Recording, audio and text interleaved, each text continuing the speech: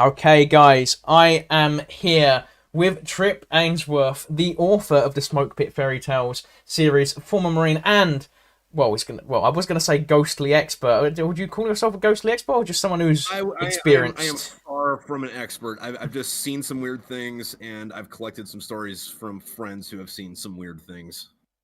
That's it's fairly similar to me. I've had some interesting experiences in childhood, but less so, mostly in woodlands. But mine are more like Fae related, I would say, because I'm one of those people. I grew up on ley lines.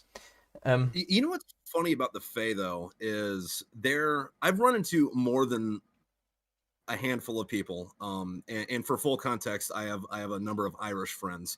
Not all of them Fair. relate to this specifically, but they will up and down be the kind of atheists that if you're writing a story and you're like, for the story, what is the pointed little thing on the devil's tail? Is that a prick or is that a spade? And then their response is, God's not real. And then you're like, okay, neat. But then you start talking about supernatural stuff, and they're like, oh no, you can't go there. The Fae folk live there, and it's like, what? You just said there's no God. How is there Fae folk? I was that level of militant atheist at one point, and I love the Yeah. fact this is the I'm not gonna lie, guys. As we've been trying to get this up because I had some serious issues getting it with YouTube. I literally, as well, if you've seen, I've had to restart the stream, but we've been discussing and matching each other's energy. It's very rare I get a guest who matches my absolutely chaotic energy come on the show. Yes, I mean we haven't even done the introductions properly yet. We've already started going. We've We'll already get there. We will yeah. get there, man. All right. We've already upset all of the religious audience. I'm seeing my mic's overloading a little bit. I'm gonna curb my volume slightly.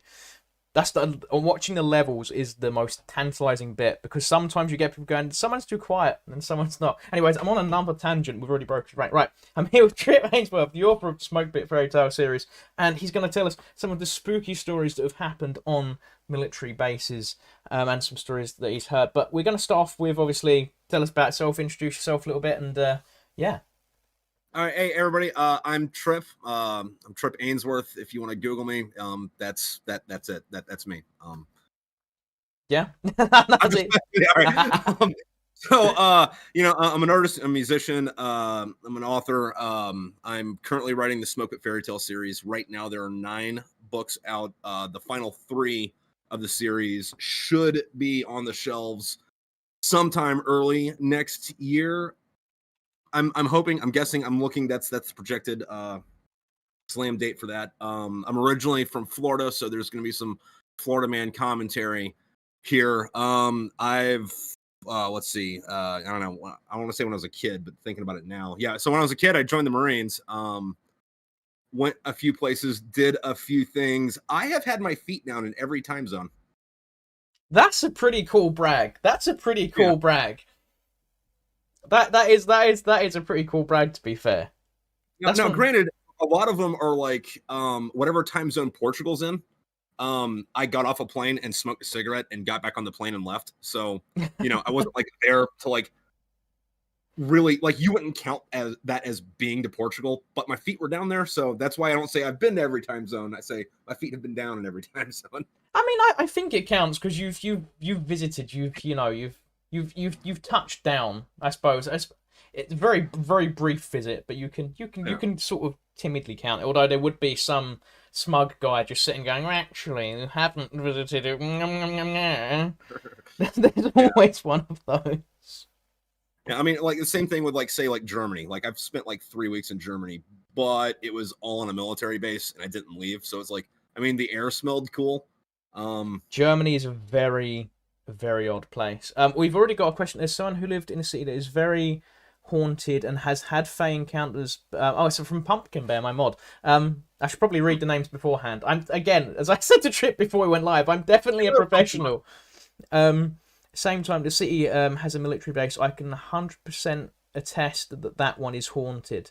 Well, we're going to get into that. That's the crux of today's live is because I didn't realize until for a bit of backstory. I've like followed Trip for quite a while, and I've known Trip for quite a while, and then I saw Like, him on Wartime Stories, which is a YouTuber I really like, and I was like, wait, he has all this like supernaturally stuff. And then I went on, like, you know when you have an internet deep dive, like Yeah. it's like 6 a.m. You've not slept, you're like, and but you can't stop. And I was like, I did not realize how haunted U.S. military base. I've been in Oh like yeah. UK military bases were like where I've had some weird experiences, and I knew a lot of German bases were for obvious reasons because if you believe in the energy of buildings and stuff, you know. Yeah. But I didn't realize it was such a thing for US bases. I think that was what shocked me. Yeah, no, that is a thing. Also with the wartime stories guy, what his name's Luke Lamana. Yeah. I actually met him on deployment. We were on a ship together in 2015 and 14 and 15 or 15 and 16. Might have been 15 and 16. Mm, So, me and him go back a little bit. yeah. That's pulling in the connections. I mean, that episode was that his promotion of Smoke Pit's probably like the best I've seen outside of your promotions. But your promotions are you playing clips of the audio. But I'll never. I still once I've finished the Witcher books, which I'm desperately trying to finish. It's finding time Yeah. to read. So the worst thing about being an adult is you have to select your time, and eventually you just sit there and you just go, "Sorry, I'm just going to take sleep out. 'Cause it's the only thing I can move Yeah. in this schedule." Well, that's one of the reasons I started doing the audiobooks, is because saying like your situation, yeah, you don't have time to sit down and read, but you still want to get that story. Mm, So I'm imagining you drive to the grocery store or go yeah. visit your mom or Or something. just sit down in the Listen to it gym. while you're driving around. Yeah. That's I've recently realized that having a podcast on in the gym is just as good. Like the imagine. Do you know what I do in the gym? Sometimes if the music's not hitting right, I'll put on like the most aggressive either incel tape podcast or like femcel podcast, and they'll just say something that makes me so angry, and I'm just like, ah! Um, so what you're saying is like you're trying to like meet a new like max deadlift and you can't Yeah. get there. You're 50 pounds off and like just something won't nudge. So before you go do your warm up, you Yeah. listen to a few chapters of Mein Kampf, and then you're just like, "Ah!" Like, how did you get this out of reading Nietzsche? Have you seen? There's an amazing Ricky Gervais sketch of Nietzsche and Hitler talking in the afterlife. I like being on YouTube because I can say Hitler without getting banned. On TikTok, I have to say the Austrian painter, but yeah, and it's like Nietzsche going, "Oh wow, you're a big fan," and Hitler's going, "Yeah, I'm a massive fan of your work," and then like Nietzsche slowly realizes, like he goes, "Wait, are you the guy?" And he's like, "This is not what I meant. This is not what I was going on about." No Reiki, no Reiki. Yeah. No, one of the things, speaking of stuff you can get away with on TikTok. So when I was in college, one of the things that we had to do for my major was we had to take like a foreign language course, Hmm. and which I thought was stupid because they didn't say what language, it was just a language. And I could understand if it was like you're going to go in for like the Italian Renaissance stuff, you have to learn Italian, or if you can do Northern Renaissance, Hmm. you have to learn German. But like I just as easily could have learned Korean. And it's Yeah. like, what does Korean have to do with the rest of this? But anyway, I'm one of those people that I don't want to say that I'm proactively lazy, but I think that's the best way to do it. Where it's like I'm just going to get everything I need to get done now, Yeah. so Well, I don't have to do it later. And I didn't want to learn another language, so I took German because German and English are the same friggin' language. I'm not going to entertain any arguments against that. They're the same friggin' language. oh, that's a So spicy once I got take. good at it, That's a yeah. Once spicy. I got good at it, though, whenever something would come up, referring to the angry Germans, I would just start doing TikToks in German about it. And like I wouldn't have to name names. I just have to sound angry, speak German, and talk about painting or Austrians. Because like it or not, the most famous Austrian was kind of an asshole. Yeah, To put it one of my really long time friends is Austrian, and I do quite take great pleasure in reminding her like, hey, who's the most famous Austrian again? I'm just curious. And then she would remind me like, I'm like at least half Jewish, and I'd be like, what? Fun fact, so was Hitler. Yeah. People forget that we are so off topic. It's unreal. This is meant to be where we're promoting your book and current. Well, actually, I suppose. Okay, well, if you want to tie back to that, so in my books, over the course of the books, it's all one big long story, right? underlying, right? The underlying tale is one big long, narrative, but each book has its own, individual story, as a book should. And on top of that, every book is almost its own genre. Like like working backwards, like one of them is like an adventure story, another one's a western, another one's about space pirates, another one's a political thriller, another one's a romance, another one's a straight up horror. But they kind of like flow together I in that. like But I like the way you shift genres. I like that. yeah, but you have the same characters going through different stuff. And I'll go into that in a little bit. But the first book is about Marines in Iraq, right? Yeah. Yeah. And one of the things that people don't realize about war is 99% sheer boredom, sitting around waiting for some trucks to pick you up to take you somewhere else, or watching a post and waiting for something to happen, and then 1% sheer terror. So in the book, there's a lot of people just sitting around waiting for stuff to happen, and there's a conversation that they're having in there where again, a lot of these conversations are just 19-year-old idiots just ranting about whatever's coming into their head. But they have this conversation about like, okay, so the Nazis hated the Jews and the ancient Egyptians hated the Jews. What if like there's like a moon base somewhere where they got the ancient Egyptians and the Nazis together, and they're like ethnically cleansing the moon or something, and then that kind of rolls into them talking about what's happening with the locals, with the violent extremist organizations, namely, I don't know, ISIS. Also, these guys are all Afghan vets, so they're talking about the Taliban too. But they're talking about how, and this is a little based on a true story, but how they went to this one village that started a school for like little girls to like learn how to read, and the Taliban shows up and acid burns off all their faces. Yep. And one of the dudes is like, so I don't really care who you are. If you're burning off a little girl's face to like learn how to read, you're an asshole. The only way I would ever do that to a woman would be if she was running the ovens in Auschwitz. And another dude's like, wait, so in the middle of a Holocaustic nightmare, there are still women working the ovens? Is that what you're telling me? I can see why you got in trouble with YouTube for the audiobook now. I'm understanding now.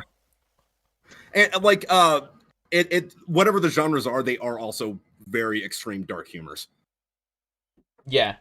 It's very whenever I've spoken, obviously when I was in the cadets and younger, and I spoke to vets and like active serving, the humor was, because I often tell people my sense of humor is like it's 2 steps away from I need to be in like a mental institution. Like that's where my humor sits.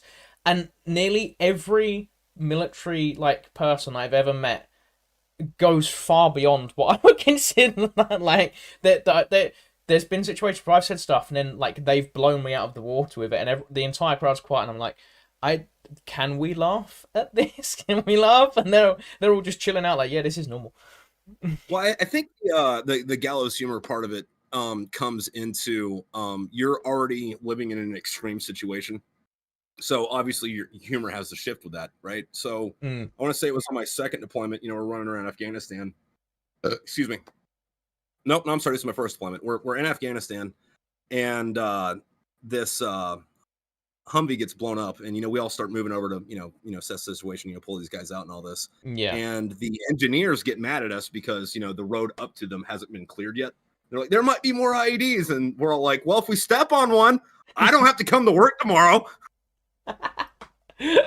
That's incredible. I mean, it's also technically not inaccurate.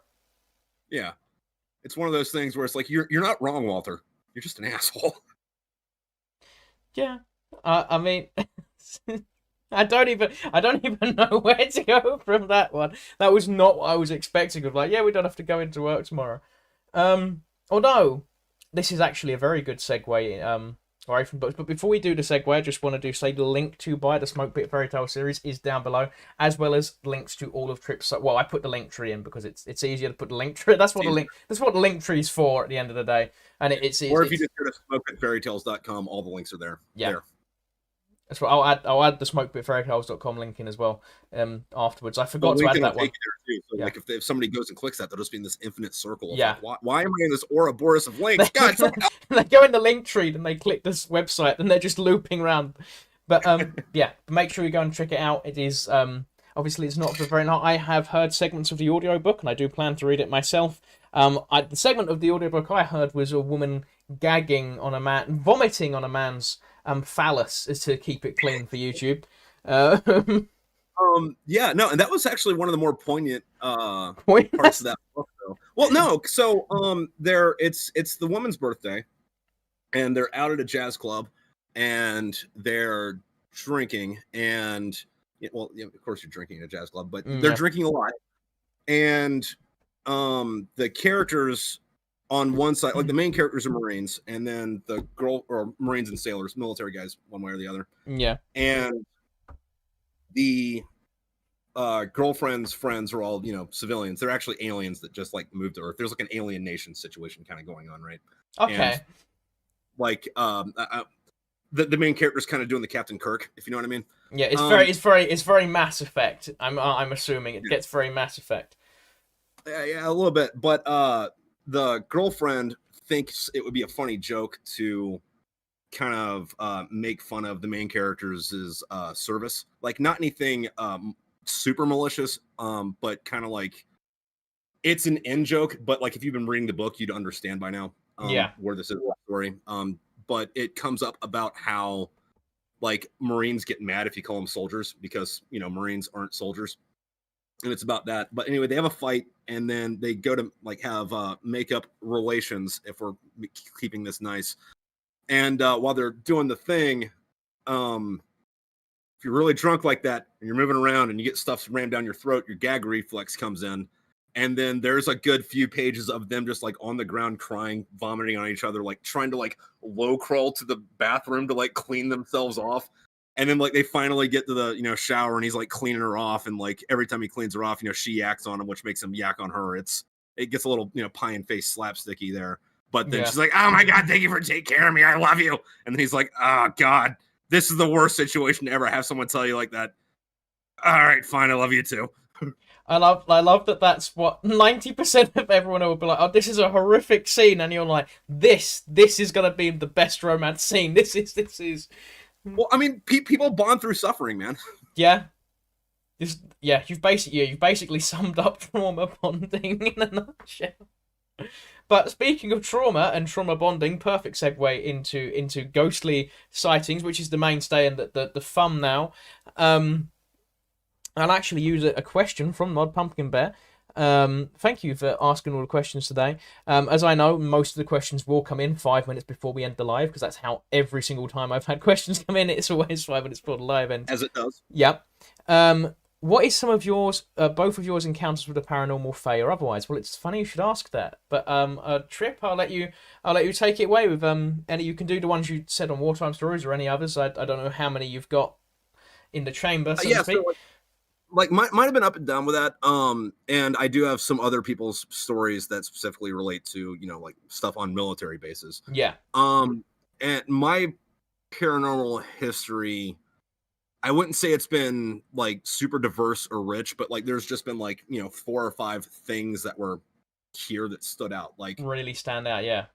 yeah, like when I was a kid, the first one was like I had a summer job at a warehouse, right? And it was like a cold storage place that kept the frozen food in it before it went to the grocery store or Yeah. whatever restaurant or whatever. And the legend or whatever was that when they were building it, someone got killed there, and then now his ghost walks around.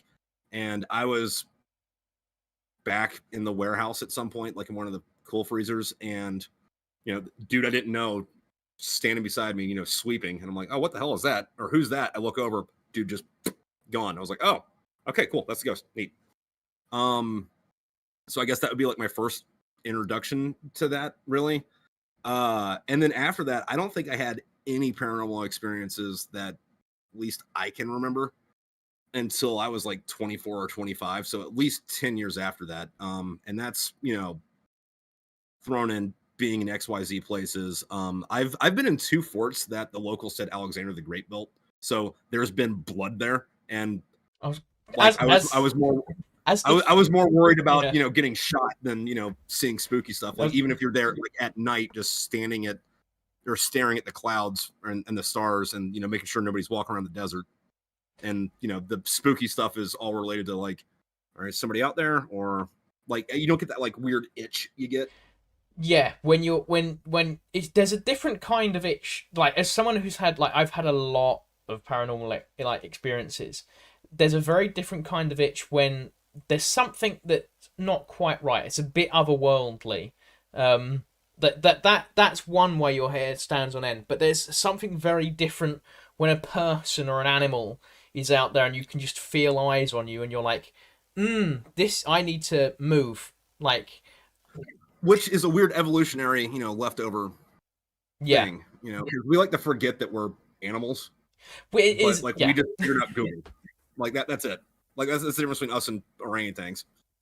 It's literally like what, like two or three different gene sequences that separate us. Yeah. It's scarily close. But I was reading a thing that relates to I'm not quite sure what the name of it is, but that weird sense of dread you get inside of what you would say was a haunted house. Mm. And this kind of goes into that whole like if an object has like vibrations in it or whatever. Yes. So yeah, so which I kind of subscribe to that, because if you look at the molecular level of anything, atoms are spinning at 1,000,000 miles an hour, up to a certain level. So technically everything is vibrating at some frequency somewhere. And I think the real discourse on that is whether or not we can perceive that. But the what the paper I was reading was trying to get at was the reason that you think some areas are, for lack of a better term, spooky or haunted or whatever, specifically like old buildings, comes from back in the caveman days, which we spent like 99% of human history as hunter gatherers. And the theory would be like we'd go into an old cave or something, and then we somehow evolved this sixth sense to pick up, okay, so this place isn't structurally sound. I don't need to see that. I can just feel it. Or that like low growl of predators. So like my hearing's heightened a little bit when I'm in an enclosed space. And I'm going to get this sixth sense of fear and dread that's really just telling me to get out of here. Not because there's, demons or ghosts or anything, but because this might collapse and a rock might hit my head. And going into like an older building that may or may not be structurally sound anymore is still, the caveman brain saying, get out of the cave. It's about to fall down. Oh, that would make. I mean, that sort of links into something that ever since I was a little kid, have you ever heard of Tommyknockers? I know they're a very different legend in the US, in like the Welsh legends and up north. The Tommyknockers is often there's two main legends that I've heard. Is the one that they're knocking to say, hey, the mine's about to come down, or the cave's about to come down, and the other one is it's them knocking out the support. And like I think the knocking out the support one is the more Americanized one, and the helping one is the more. But it also, because they're Fae, they could be doing whatever they want, to be fair. Right, but like the difference between your cryptids or supernatural beings over there, on that side of the lake, and ours, there's like a huge difference in like just their attitudes. So depends. Depends. It depends. Slavic, I mean, because Slavic folklore. How about this? Let's tie this to the British Isles. Okay, so Celtic, Germanic, and a bit of French. Yeah. So them, like you guys, you'll have the Fey folk, and depending on where you're at, they could be like benign, or I don't know why we're not just calling them demons. Yeah. And then over here, fairies are like, oh hey, cool, they're sparkly and sunshiny. It's neat, whatever. But then like we also would have stuff like like Bigfoot's relatively benign, depending on where you're at. But then we'll also have like Wendigos and Skinwalkers, and like none of the natives over here seem to have like a good relationship with any of the spirit realm. It's like, okay, the spirit realm's here. We acknowledge it. We talk to the great spirit, and then like a couple of our spirit animals. Stay away from those deer. What did those deer? No, you can go eat some deer, just not those deer. What do those deer do? Well, they used to be people. until they committed cannibalism. So they'll eat you. Stay away from them. All right. That's the thing. Like, also to quickly side note, Murgot said in response to the vibrations, emotional residue, which is, yes, it is something I very much subscribe to, is that buildings do hold emotions, which is why I've been in what is supposedly Hitler's bunker. Yeah. It's the coldest building I've ever been in. Like, the entire bunker, really hot, where they're pumping everything up. You go through a doorway and it's just ice. Like, the I would floor is going to imagine be that. on. And and I've been in multiple castles and stuff. And I can tell you which castles have had the more sieges beforehand. Again, it goes back to the ley lines stuff where I grew Yeah. up. Like, my mum taught me about ley lines from a little kid. The last question we've got in is: do fays eat? Um, People.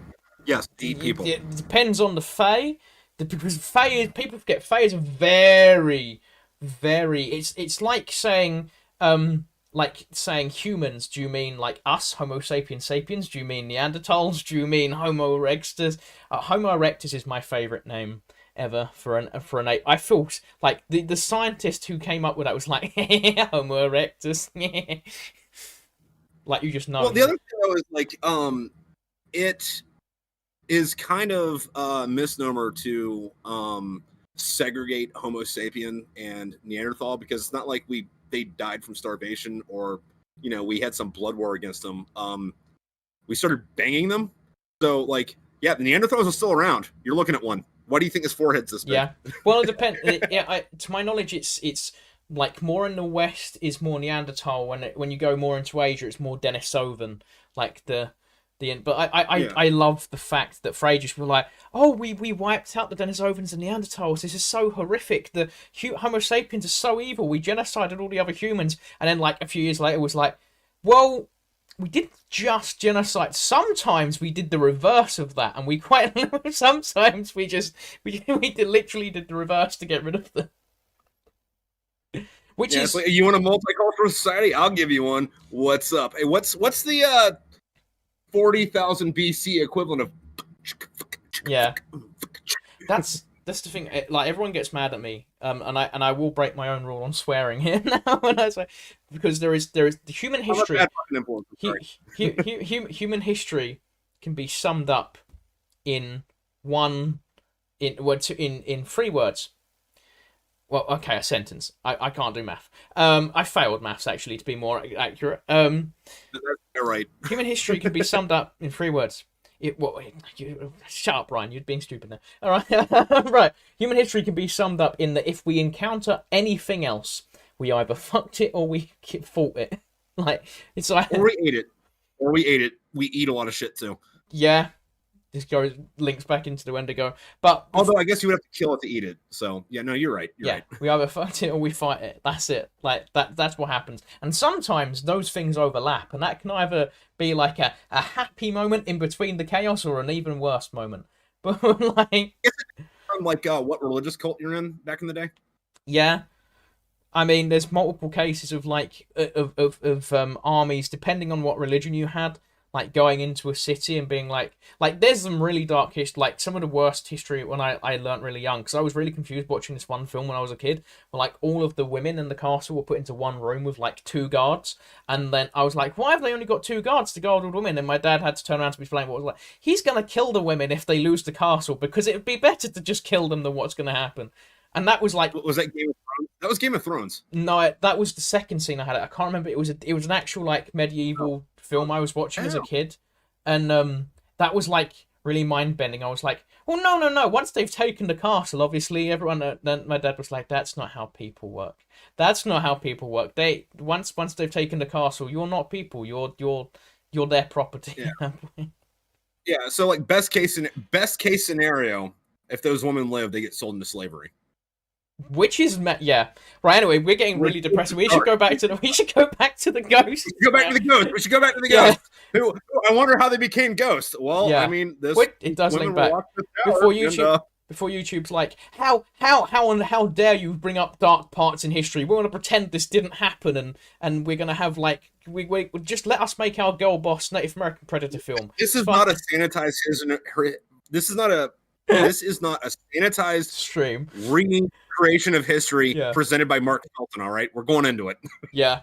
A sanitized version, Disney's version of history. Yeah. That's Netflix's Queen Cleopatra. Oh dear. Right, okay. Quickly before we go back into ghost questions or comments.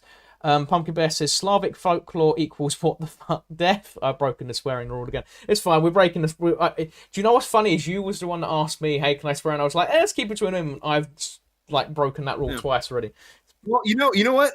Not to get personal about this, but you also made that comment about how, like, yeah, over the last 50 years, England's been getting Americanized. Well, guess what's happening to your podcast now?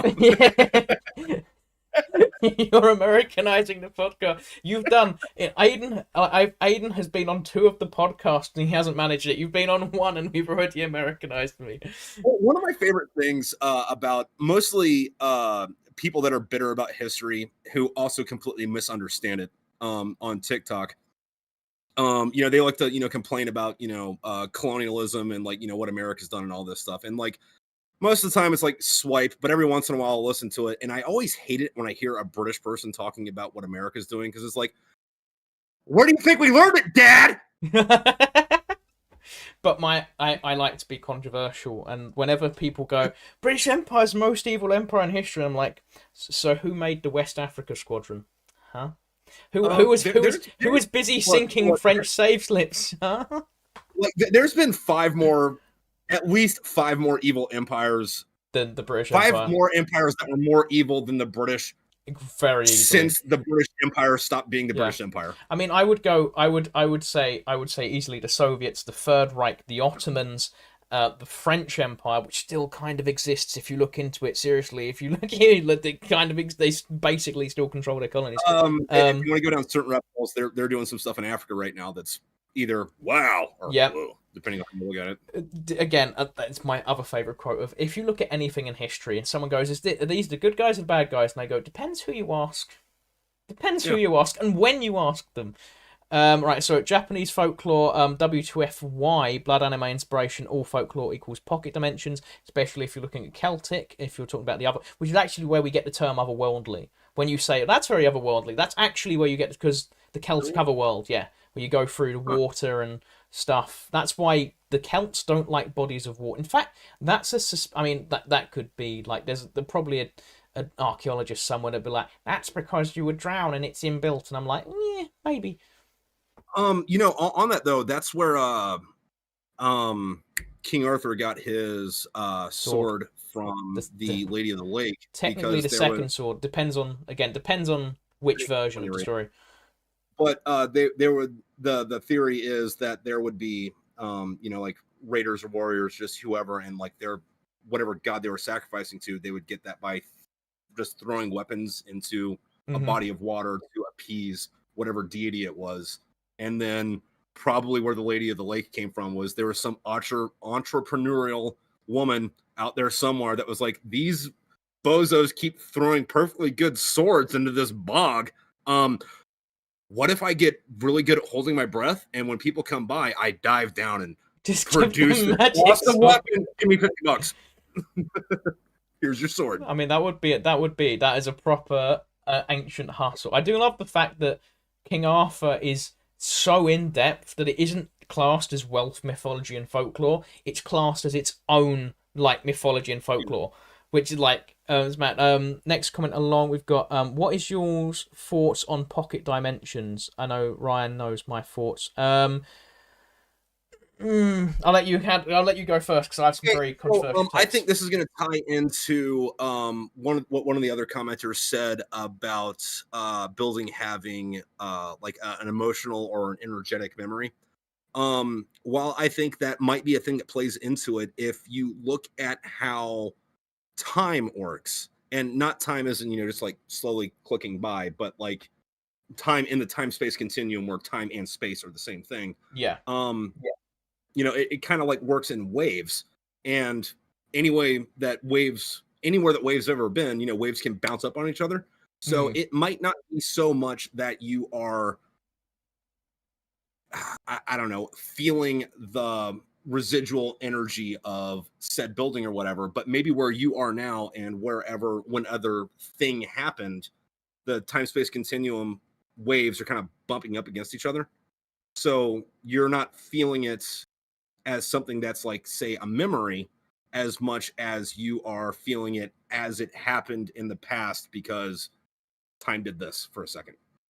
Okay, that's a very interesting take. I have especially when it comes to time as a whole. I don't believe in parallel universes. Full stop. I'm very controversial in the if the Big Bang did happen, it was just one phase.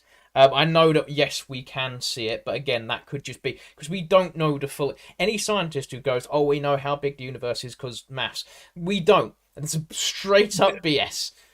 There was a thing this week, and scientists are kind of mad out of it. Half of the scientists I've read about it are mad at it, and the other half are like, no, this is the thing. But because the James Webb telescope, they saw something recently, and they're like, oh, yeah, the universe is twice as old as we thought it was last week. So, which, right now it's controversial, but in the 1920s, the universe is only 4 billion years old. This is the thing. Like, people forget when the Big Bang was first introduced.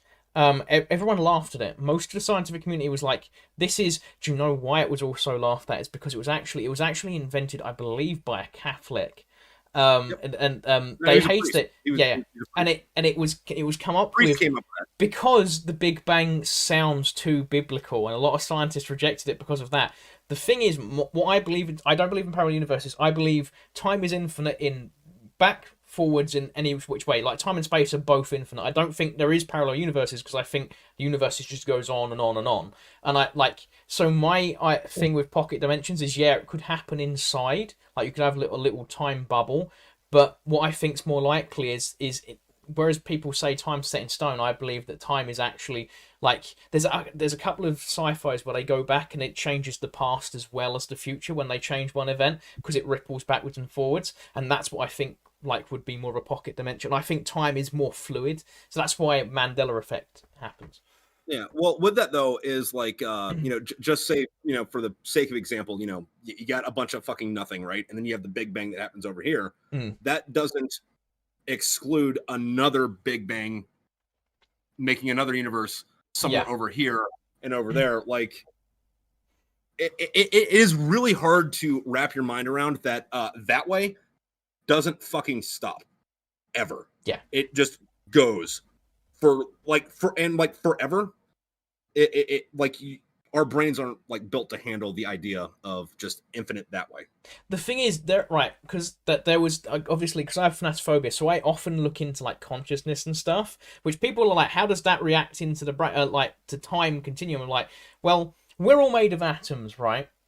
When you have a thought process, or you put an image in your head, or you're thinking like what you're going to do next. There's a physical reaction going on in there. What is that made of? Like writing out an essay or a story, I'm researching, I'm listening, I'm processing ideas of history. Like, that's the thought isn't, your consciousness isn't made up of atoms. Well, have I lost connection? There we go. We're back. There you go. I lost you for a second there. There we go. I'm hearing like every other word. Are we back? I think we're back. You're moving for me. Can you hear me? We're back. I think I got most. Well, I can hear you if you can hear me. Yeah, I can hear you. I was there. We go. The connection. I'm getting a green light again. I just got a little red light from It's fine. It's the internet's only meant you're only meant to be really good internet in the cities. I'm only talking to you from like what 6,000 miles away, like almost instantaneously. Yeah. Like there's gonna be a couple of hiccups. Yeah, I think it's still pretty good. I definitely wasn't about to make a Ted Kaczynski joke. That would get me in a lot of trouble with YouTube. Those aren't jokes, they're facts, all right? Huh? Those aren't facts, they're jokes. Yeah, those aren't jokes. Dear Mr. FBI guy and MI5 guy watching this right now, this is all humorous. We are not planning on bombing the Oklahoma City building again, all right? We are not going to Guy Fawkes any of this shit. Yeah. Yeah, no, people are saying it froze for a second, but it's good now. Cool, okay. I was worried for a second. But yeah, no, all I want to say to my MI5 agent is in Minecraft. I meant that in Minecraft. I meant the Ted Kaczynski thing in Minecraft. Where was it? But yeah, So like, what's like consciousness made of? Which does lead us back into we drop into another ghost story because we're talking Yeah. about the Big Bang and consciousness now. But I like, I think that's one of the reasons I like the idea of infinite time. Because that means that because the FNAF phobia, obviously big fear. Either I'm gonna get up to the pearly gates or I'm gonna wake up and I'm like, oh, I'm here again now. I'm doing more infinite time business. Like, because consciousness, Yeah. it has to go, so like energy can't be like, if you're saying it's just energy, so it can't be created or destroyed. So like, yeah. But that does lead us very smooth, actually, very very well. Our tangent has gone full circle back onto ghosts now, because what are ghosts if not energy of some kind? Hmm. Which actually leads to time travel, because some people think ghosts aren't actually like spirits; they're like imprints from another time period. I haven't heard that ghosts are time travelers. I've heard that aliens are time travelers, though. Yeah, But that's a as different conversation. someone who's big on the extraterrestrial stuff, I've heard that. But that, to be fair, is Yeah. also equally likely. Like the way people describe being abducted by aliens, and then like they're just experimenting on them and stuff, and I'm like, that is a very human thing to do. If like, oh, we're superior intelligence now, we're just gonna zap you. Like, So there's an interesting phenomenon with that though.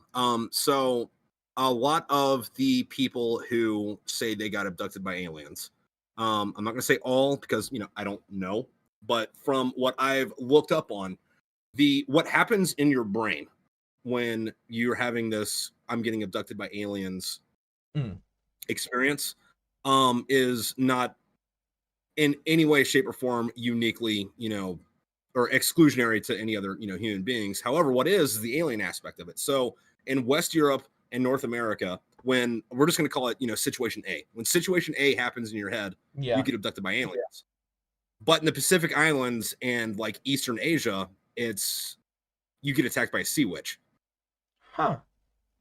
like in your dreams. So like, and they've done studies on this, and the little pistons that fire in your head when you're having these, experiences, what the bad guy in that situation is heavily cultural. That's fascinating. That's I Yeah. didn't know that. That's fat. As someone who's like big on when I was younger, I could have listed every single, like, it has the first and the second and the third and the fourth kind on the like all the deduction scales. I Yeah. could list them without thinking. I was upset. I was also terrified of being abducted by aliens, but I'm that weird person who, like, if something scares me, it's the thing that I look into, which apparently is a natural response to, like, you're trying to de-scare it Yeah. by it. But like I would be obsessed with it. Well, that also really depends on what your I don't know, like reactionary responses are. I know that's kind of a redundant word, not the way I meant to say it, but a lot of people look into it to find it less scary. That really heavily depends on the thing. Like, did you ever see that movie, The Nun? No, I've seen the other films in like their universe, but yeah, All right, yeah. So long story short, there's a demon that looks like a nun that's doing the demon thing, right? yeah. And like a lot of horror stories don't really scare me because like, oh yeah, it's fun, there's a ghost or there's a guy with a knife, whatever. But for whatever reason, the nun freaked me the hell out when I saw it. So my coping mechanism for that was to go watch a bunch of nun porn. And then it's like, okay, so if the demon shows up, cool, I get to bang it. Not scary anymore. uh, that reminds me of a time in uni when we was, because you do weird things in uni, we was all gathered around and we like set a sort of challenge to find the weirdest to find the weirdest corn to get around YouTube censors. There's someone at YouTube right now watching this live stream with their jaw on the floor, like just going, they haven't technically broke terms of service yet, do we do it? But it was just Think that, bloody Americans. but it was this regular like grey alien, and it had just Yeah. a massive schlong, but it was wearing boots, but I'd clearly run out of money for the like prosthetics, and Yeah. for hours, like I it just brought me up, like I was like, maybe someone did that to be less scared of aliens, but it was just for months and months we'd just be, hey, why was the alien wearing boots? So there's a thing in my books where people have sent me emails or messaged me about where like there's a situation in the books that's very similar to Alien Nation. You know, a bunch of aliens show up as like refugees, and they integrate into society and Yeah. XYZ, whatever. And I've had a few people that have asked me, "Hey, are these aliens an allegory for immigrants in the United States, where they're from somewhere else, they come here, and as long as they get a job and they're productive members of society, like it's okay for them to be here?" And I'm like, yeah, that's a really cool theory. I wanted my main character to bang an alien. I'm glad it worked on two levels though. That this is very much the English teacher. Like, why did the author say the curtains were blue? Because they were blue. Because the curtains were fucking blue, bitch. Fuck. As someone who, like, I'm converting my script into a book, like, slowly when I get the time, like an actual novel, because I'm mainly a script writer, and I was like, I can't really sell scripts for more, like, most audiences, so I need to convert this. And the amount of times I've just gone, what color do I want? Sorry, go on. Oh, the other thing about selling scripts is that leans heavily on nepotism, so if you don't have the right friends, you ain't getting it nowhere. Yeah, that was what I discovered when I made £7. Yeah. But no, the amount of times I've sat there, I was like, what color do I want his armor? I'm just like blackish red is kind of cool. Like black with red stripes, that's kind of cool. And then someone's like, someone I've shown it, she was like, oh, what does this mean? And I'm like, I wanted the armor to look cool, my guy. Like, there wasn't any symbolism behind it.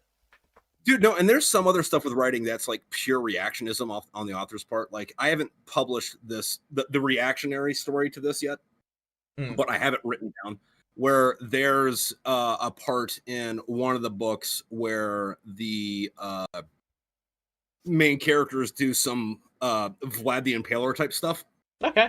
Yeah, and fair. someone accused me of anti-Semitism with that. And I honest to God could not put two and two together on. First off, it's 40 years after World War III, and World War III destroyed everything. And this is like when the states are coming back together, and not states as in, the United States, but like most people are in like, village societies, and then like a state, like capital S state, like a country has built together and is like going out. Society is slowly rebuilding, sort of thing. Right. And this one area decided to go Vlad the Impaler with it, and the invaders, they put all on pikes and stuff. And I'm not sure how that's anti-Semitic, because most of the people he impaled were Turkish. Well, that, and like maybe I'm missing something, and the Romans did that to the Israelis at some point. I don't know. I didn't get an elaboration. Not to my knowledge, the Romans preferred crucifixion over everything. It was much more. I'm just guessing. But because of that, I'm gonna do, after this series is over, I'm gonna do the obligatory author thing where you write a book about some guy who's trying to write, because everyone at some point does that in their writing career. Yeah. And I'm gonna have him do a story about Van Helsing. And if you've ever read Dracula is described in a manner physically that he kind of looks like Joseph Stalin, like where he's got like a big, round mustache, a big hook nose, and this, that, and whatever, like obvious Slavic type guy. But you say hook nose, and people are like, "Oh, did you mean the Jews?" And it's like, no, I'm sorry, man. Like, Jews aren't the only people with big noses. Like, look at me. It's and I'm not the author. And I'm gonna have the author be like, "Oh, okay, so I hate Jews now." I'm also gonna make the author Jewish. Amazing. But then, but then he's gonna write a time travel story called Back to the Fuhrer. Brilliant. That's the thing. When people come up with stuff like that, my immediate reaction is like, that says a lot more about you than it does me, bud. Yeah. The fact that you saw Lord of the Rings, saw the orcs, and your immediate thing was, this is racist. I'm like, nah, I didn't make that connection. Well, says a lot about you. Kind of racist, because if you look at it, the only non-segregated military in society they had was Mordor, who was also trying to industrialize. And they not only the orcs, they had the men from the east, like they were a multicultural society. And then all these homogenous societies got together and were like, hey, it's not cool to industrialize with a multicultural culture society, so we got to take you down there, bud. Oh, there's gonna be so many. I'm curious to see how many clips are gonna be taken out of this. I'm just like I do love my out of context. Whenever I see posts of me out of context, I'm like, Yeah, this is kind of funny because I've never said anything that bad where I can get in trouble, but it's bad enough where I can like laugh at now. But looping back to the ghost stories, Yeah, we've we're talking been about going, ghosts. We're talking about the paranormal here, all right? we've been going for an hour and we've done one ghost story. Yeah. Shit. Do you have somewhere you want to go with this, or do you want me to take the deep dive? Go for a deep dive. Go wherever, like, Okay. So, like after the warehouse incident, we'll call it that, right? yeah, The next time anything weird happens to me, I just got back from my third deployment. I go back to get put back in the barracks. And at the time I'm a sergeant, so I got my own room. And nice. this room always just gave me the fucking willies. Like, it really creeped me out. Like, just had this like overwhelming sense of fear and dread. And this barracks I was living in, like, just like it got built while I was on deployment. Like, this building was not a year old, right? Did someone do some spooky stuff in there? Yeah. But friggin', I'm in there for a bit, and I start drinking like a lot, just Yeah. so that I can get done with the night and just go pass out and don't have to deal with actually being asleep. Because like alcohol is gonna like put me down, right? Yeah. But there was this one time, and I talked about this on War Stories. But I wake up and I'm looking on the other side of the room from my bed, and there's another me standing over there, and I'm standing there with this thing. I don't know how to describe it, just this thing. And it had like weird pale green skin, no hair, like very like reptile looking. Maybe not reptile like as in like it didn't have scales, it had like smooth skin, but that pale green color you get with It's lizards. like Like amphibious sort of skin. kind of like it didn't have like ears or like eyelashes or anything like that. It was like wearing this like It's like Voldemort, very, very Voldemort-esque. kind of, yeah. And the other me, not me in bed, but the other me in the room asked it what its name was, and I remember that it told me, but I don't remember what it told me its name was. And then I asked it where it was from, and it said not here.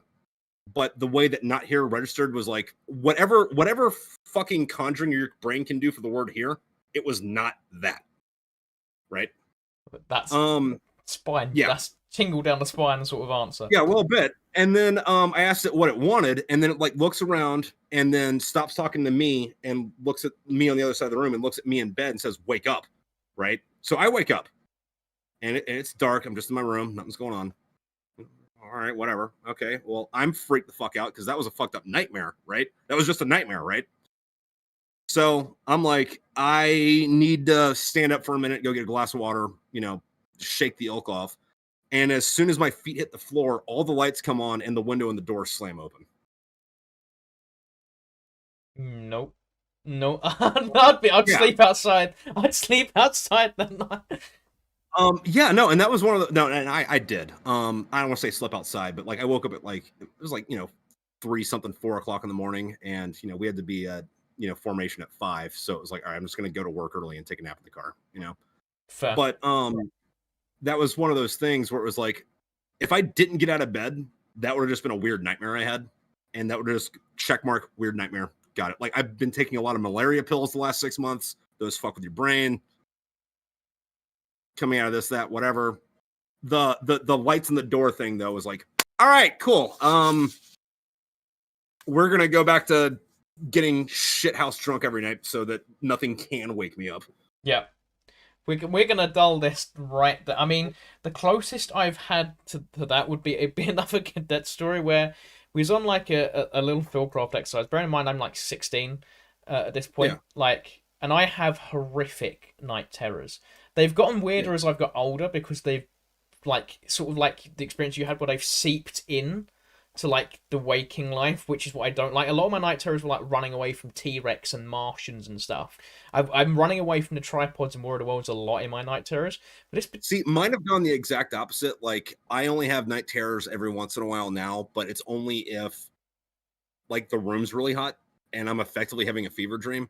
But it's never anything worth talking about. It's like I'm sitting on the couch or washing the dishes or something.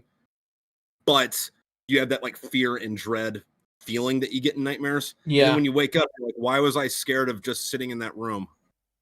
I've got I've got a lot of. I'm not going to go into because obviously the main focus is the military one, so none of the stories I've had fit. I have a lot of Fae stories, um, but this particular one it kind of moderately fits, even though we were basically, as much as they like to call it the Army Cadets, it's basically just hey, let's give a load of kids guns and nothing will go wrong with this. Let's let them play around with this. Um, but we're sleeping, and the guy I was sleeping like in the basher with was like we was top and tailing, and I just remember like I because he smoked, he was like coming back from a morning cigarette. Now this is the weird thing. So it's early morning, right? So I think I've woken up from a dream, and I wake up and then I hear this weird language. Like I can't remember what it's like again, but like you, I remember it said something to me. Can't remember what it was, and I just remember this hand clamping down on my leg and starting pulling me out, and I felt the leaves and all of my like my sleeping bag and my like my sleeping mat are like all being pulled out from under me, and I'm just kicking and screaming like get the fuck off me, like, and then I wake up again to the other guy going, "You're kicking me in the head! Like stop kicking me in the head!" I woke up the entire camp, but the weird thing was when I woke up everything was the exact same as when I woke up the first time. Yeah, yeah. Like the light was the same, everything. Like the only difference was this weird thing that was like when I describe it. You've seen Doctor Who, like the Slovene. Yeah. Imagine a paler version of that, and that's yeah, that's my weird So, military story. going back to the military things, Mm. and this is kind of a two for one that I experienced and one that I didn't, but is local legend. Fair. Um, the first one was, we're in Japan, and we're on an American military base in Japan, and we're all hanging out on the smoke deck, and there's a bunch of Japanese self-defense soldiers, on base to do something that day, Mm. and this is later in the night. We're secured for the evening, so we're all on the smoke deck, like drinking and smoking and bullshit and all that. And me and my buddy Chuck, like we see this samurai walking around, and we're like, "Oh, hey, that's cool!" Like they're doing the whole like military pageantry thing, and we don't Yeah. think anything of it because we'll do stuff every once in a while where we'll have like a party or something, and we'll have a guy dressed like in the uniform now, a guy dressed in World War II stuff, a guy dressed in War of 1812 clothes, a guy dressed in Revolutionary War uniform, walking around, and me and Chuck are like, hey, check that guy out. And we grab the next guy. Hey, dude, check out. They got like one of their samurais walking around. And like everyone else is like, what the fuck are you talking about? There's nobody over there. And then me and Chuck were like, all right, so we're just going to pretend like we didn't fucking see that. We didn't see a samurai. That's more of a cool one. The first one you saw was pretty scary. That was more of a like, oh cool, we saw a samurai. But the other one on that base, and this is Camp Hansen in Okinawa specifically, there was another gate to the base that has since been closed. And it got closed like in the early 2000s or the 90s, like, way before my time there. Hmm. But the local legend that we heard from guys that were like older guys, guys that like joined in the 80s that were like, senior guys at this point, and heard it independently, from different people, was that there used to be a guard post there, and every once in a while someone would come up to the guard post dressed in like American World War II fucking uniform and shit, and he'd be all like beaten up and bloodied and stuff, and he'd come up to the guard post and be like, hey man, one of you guys got a cigarette? And then they'd be like, yeah, sure, let me grab a smoke for you. And then as soon as they look away, guy's gone. And then the guard post freaks out because there was just a guy here with a gun, wasn't in our uniform, what the fucking shit. And they kept reporting it up so much so that they had to close that gate. I would love if I get the money. That is a new thing on my bucket list. To like, hey, I want to go and like go to that gate and just like I want special permission to do it. That would be an interesting evening. That should be a bucket list. That would be a major collab for both of us. Is we just go to the gate and just sit there. Like, can we find? I'd be like, you get the cigarette. I'm gonna keep watching him and see what happens. Yeah, no, and like again, that would be like even if like those guys didn't have that like feeling of overwhelming fear or dread or just like that itch you get with the paranormal thing. Mm.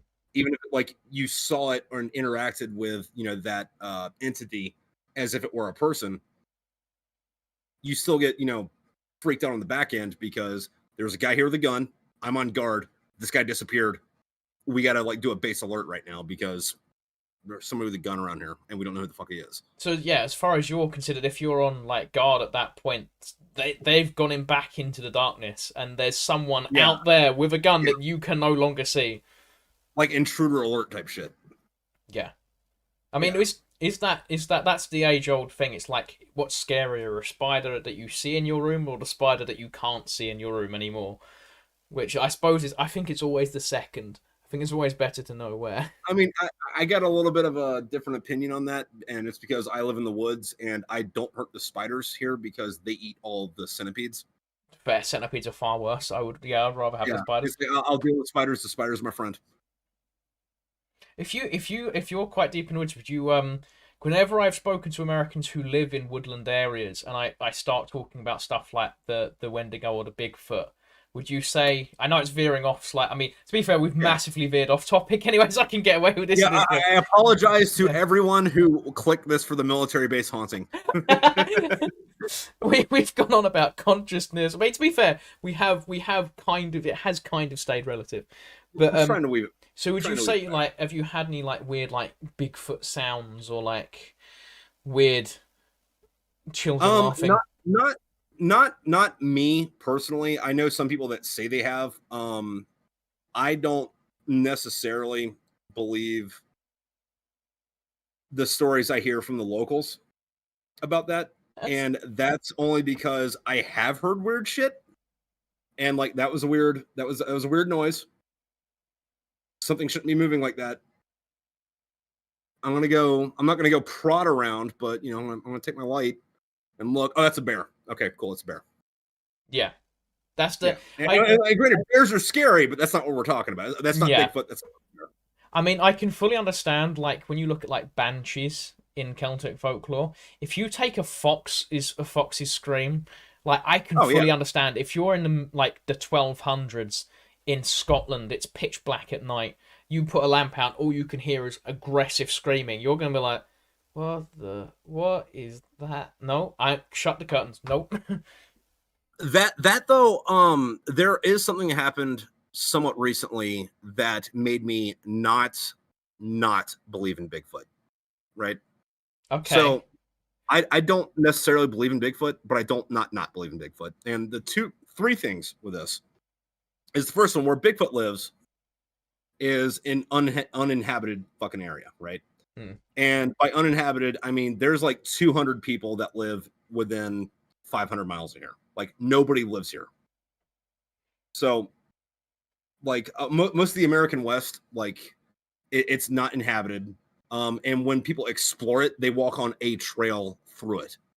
So they're not like going, even if they go down deep dive in the woods, it's like one guy or like one team that are looking within 100 yards of each other. And if you're doing 100-yard searches and 1,000-mile squares, there's going to be stuff you miss. The second thing on that is, or on Bigfoot specifically, is if you go to those areas, the natives and the fucking like white people that moved in all have fucking seen the thing.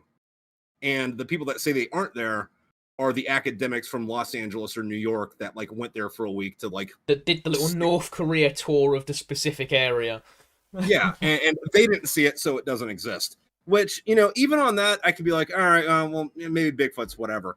What really sold me on the whole, like, not that Bigfoot exists, but he could exist, is I read recently, and by recently I mean the last 6 months. We didn't discover gorillas until like 100 years ago. Yep. And there's like ancient Egyptian and Roman and Greek stories about them going down in the jungle and meeting effectively, the Bigfoot fucking creature and their culture. And then no one believed them until the British Museum went down there and was like, hey, no, there's this thing that looks like Bigfoot. I'm going to name it gorilla. What do the natives call it? The natives who said it was here the whole time. The natives who live here that have said this was here the whole time that we didn't like believe existed until like I saw it. Yeah, gorilla. Okay. I do love the fact I like the idea But there's just like in ancient Egypt and Rome and Greece and that, just there's these two guys sitting there like speaking Latin, going, "Have you heard about like the ape men from like in the forests in Africa?" No, man, that's BS. That's not. I Yeah. guarantee. But it's the same as is it the Mukelian Bembe? No, that's the dinosaur thing from Amazon. There's a giant spider that's meant to live in the Amazon, right? And it's been seen Yeah. by like one or two British explorers. And the natives, all of their like they have a load of huts where like there's spikes with a specific venom that's meant to be bad for spiders. Like they will take the kids and the livestock away. The natives 100% are sitting there in the middle of the forest going, "This is a thing. We have to fight it off every night. Like we have to like." And you go in. The documentary crew was like showing this village, and it was like, "Oh, no, this is like defense against humans." And they were like, "Look, the only other tribes that around us we trade with. If we fight each other, we die. Like." Yeah. Who do you think we're defending against? You could like take us out if you wanted to. And they're going, and then the academics going, "Oh yeah, but obviously it's just like a myth to scare the children." And like, and the guy's looking at them going, "We have to fight against this thing." And I'm like, isn't there a little bit of hubris to turn around to the people who live there day and night to go, no giant spider. Yeah, Like, no, like you should probably trust the locals on that. Like other case in point on that, you trust the locals on what water you should drink or not, right? exactly. Maybe you should trust them on what woods not to go into at night. Oh yeah, like I've spoken to like my Scottish mate. I was like, oh, if I go up north like Scotland, and he'd be like, yeah, no, I'll tell you what woods you don't go in. I was like, what do you mean? I was like, oh, what, like gang stuff? And he was like, no, there's just some woods you don't go in, referring to Yeah. obviously like Fae stuff. Like I Right. know, like every Scottish person I've spoken to is normally still very like very much into that, and you will not break that belief. Yeah, no, and that's the thing. Like the people that live there probably know better than the professor who came up from fucking Yale to look at it for fucking 4 days. Yeah, and the professor was always high and mighty as well. Yeah. Um, but yeah, going back to ghost stories again from the other Going back to military. ghosts. A lot more military haunting stuff is very mundane haunting, I guess would be the right term for it, where Okay. it's like, oh hey, on third deck at night, somebody's walking around up there. And there's nothing more to it than like there's just weird footsteps you hear. But that's almost every barracks. Like my where I worked at my first duty station in Camp Pendleton in California, they'd been converted to offices, but the building itself was a barracks during like the Korean War era, like back in the 1950s, right? And we'd hear like we were working late all the time, but like like once the sun went down, we'd hear friggin' people walking around and stuff, and it's like, well, everyone in the building is over here. Who's back there? And we have to go like check the building out and make sure there wasn't somebody back there that wasn't like I don't know unauthorized personnel or nothing, and there wasn't anybody there. But yeah, no, most of it is I don't want to say mundane, but like unsensational. Just it's there. Just a lot more chilled out. Yeah. I mean, the only other story I'd say that fits in really, is we was doing CQB, I think it's called. Um, Close quarters. yeah, Devs. like where you're inside the house and stuff. Yeah. And we got they were doing like the actual like army guys were doing a demonstration that we was meant to watch, but we got lost, and we was going through the back rooms of this old like Victorian fort. Now earlier this day, I'd gone to the toilet, and one of the other, like both the other guys had sprinted out and left me, and I'd had that like weirdery thing, mainly because two other like grown like these guys. Bearing in mind, I was like 14 at this point. These Well, two other fear's like contagious too, man. Like you could be like cool as a fucking cucumber, but the two guys with you are freaked out, and that yeah grows on you. yeah, I was like fine, and then they sprinted out, left me in the toilet. By the way, so like there's the phrase "naked and afraid" still applies when it's only like your dick's hanging out. Yeah. So I just like zip up, like finish up, zip up, wash as quick as I can. I'm like, why did you run out? And they were like, did you not see the guy standing there? We were like, I was like, what do you mean the guy that was standing there? So I'm freaked out at this point, right? So anyways, like this makes sense when I fast forward as we got lost. we was placing holding doors open with chairs and bricks, like any as we was like running to try and find the hut we needed to go to get to this demonstration. So, Yeah. anyways, bring in mind, I mean like heavy bricks we're piling up, and we finally get to like the hut, and then we realize that the entrance to it is around the other way. So we go, okay, we'll run back, and then we hear a door slam. And we're like, that the only doors open, the ones we held open with bricks and chairs that weren't moving, and there's no breeze. And then we hear another door slam, and so we start running back, hearing doors slam behind us and in front of us, and the doors we had held open were slamming, so we was getting lost even more. And we don't know, Yeah. like, no one was in front of us because obviously the doors were slamming as we got back towards us, so we would have met them as they came into us. But as Right. and so I don't, to this day I don't know what was slamming the doors behind Yeah. us. No, and there's also weird shit like that. Like and part of that story reminded me. So when I was in Oman, we were doing some joint training with the Omani military, and I forget what unit it was, but it was some British Army unit, and they were doing their pre-deployment training before they went to Afghan, because that's where they go to do desert training, because you can't really do desert training in England. But the interpreters that were with us were all really happy that we were on that training range that day, or that couple weeks, because they go from training place to training place, around like a base. You don't always do it in the same area, and they were telling us that they were really happy that we were on those ranges that day, because the ranges on the other side of the mountain were full of jinn, and they didn't like going there. And we're like, okay, cool, what's that about? Like, what do you mean that other training area is full of jinn? It's like, it's full of jinn, like you don't want to go there. And we're like, well, why not? What do they do? It's like, I don't know, they steal your stuff, they trick you, like you're trying to sleep in the middle of the night, they come shake you, they'll whisper stuff to you.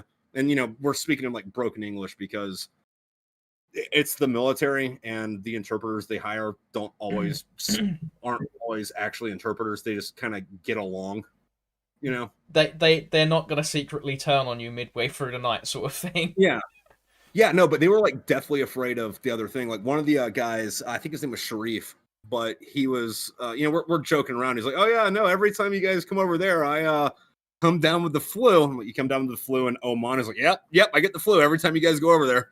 I was like, oh, all right, neat. And that was his like dodging out of work, because he didn't want to work on that side of the mountain. It's basically a sort of like Arabic version of like a boggart or something like that. Or a hobgoblin. No, not really. So the jinn, or the genies, depending on whatever you want to call them, Yeah. They're beings made out of smokeless fire. And for lack of a better term, I'll call them ghosts, but they're not ghosts, right? They're born, they live, they die. And some of them are Muslims, some of them are Christians, some of them are atheists, depending on whatever you live on. Like they have their like there are Jewish jinn. Like if you go back and like read 101 Arabian Nights, there's a couple of Jewish jinn in there. I thought the like jinn were like an exclusively like Islamic bit of folklore. Arabic or Arabian. Okay.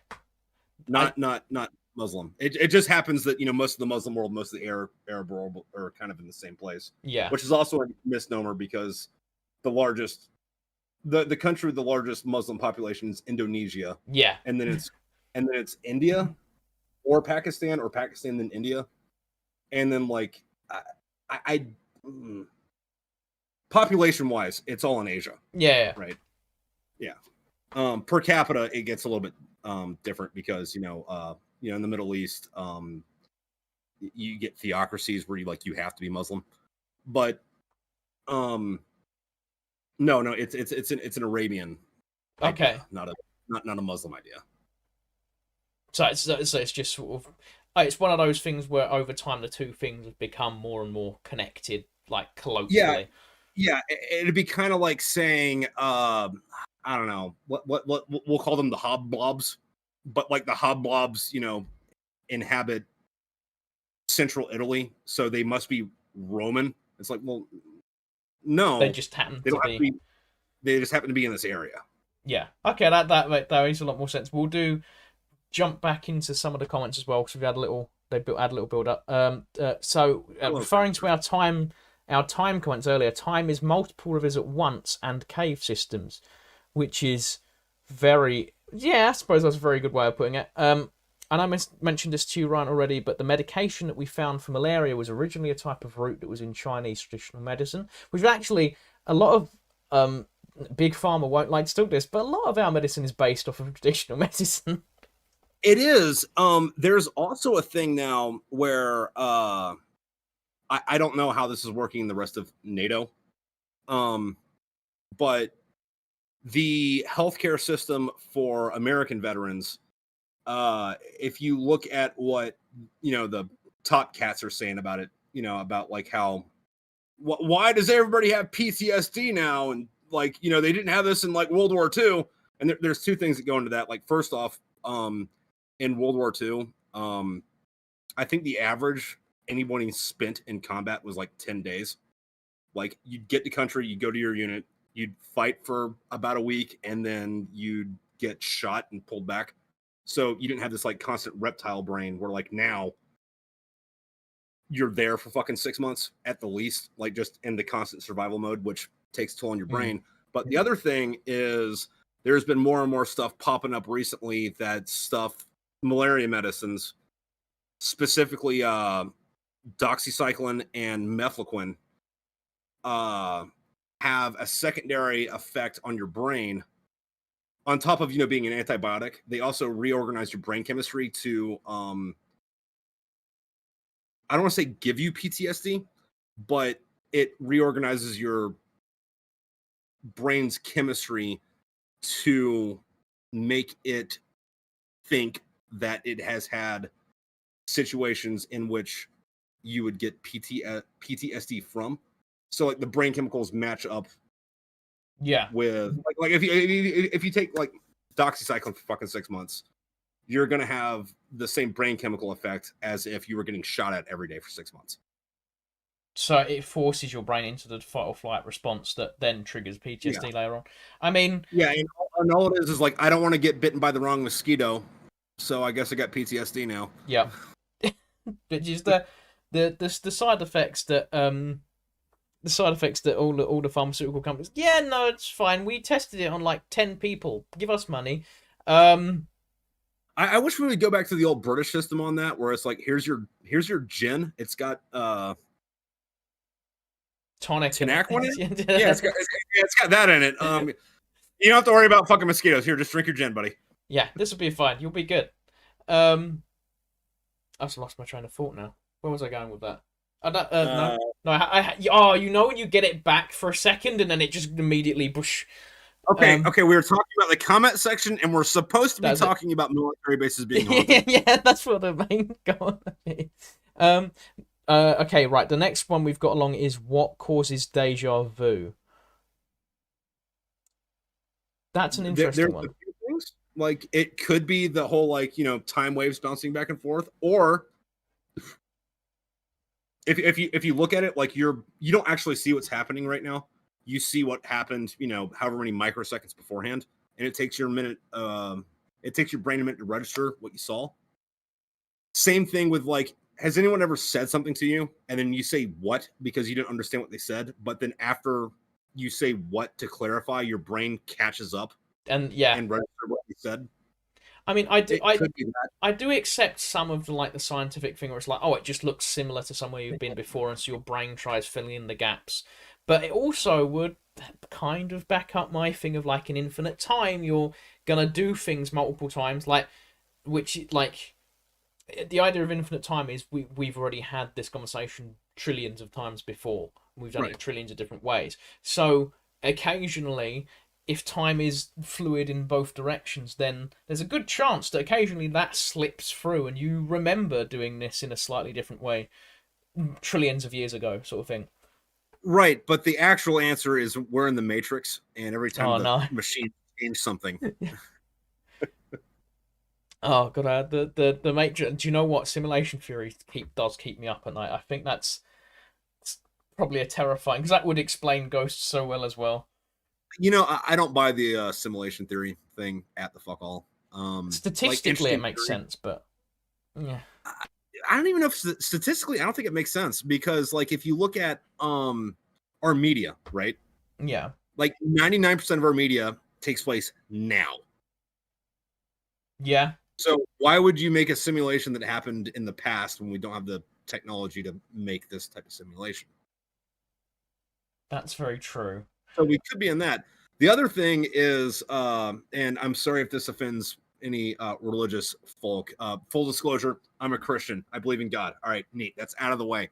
Um, I think that that's a crutch to lean on to think, oh, hey, life isn't actually this horrible. We're put in a simulation where things are this horrible, and it's okay because there wasn't actually a Holocaust. We're just like ones and zeros in a machine somewhere. So That's getting it's clipped.